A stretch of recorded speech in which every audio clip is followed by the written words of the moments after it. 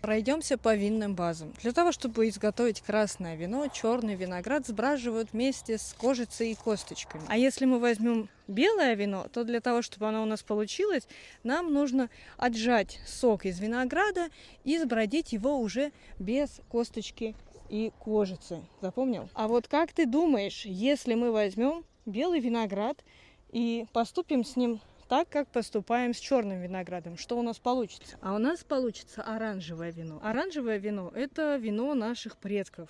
Его достаточно сложно сделать гармоничным и сбалансированным. Но мы специально за этим вином, за оранжевым, приезжаем вот сюда к вам. Потому что Гарут делает самое лучшее оранжевое вино. Это единственное оранжевое вино, которое мне нравится. Ты согласен? Оп! Ты оценил, да? Твое здоровье. Джан, Дживани Вайнери.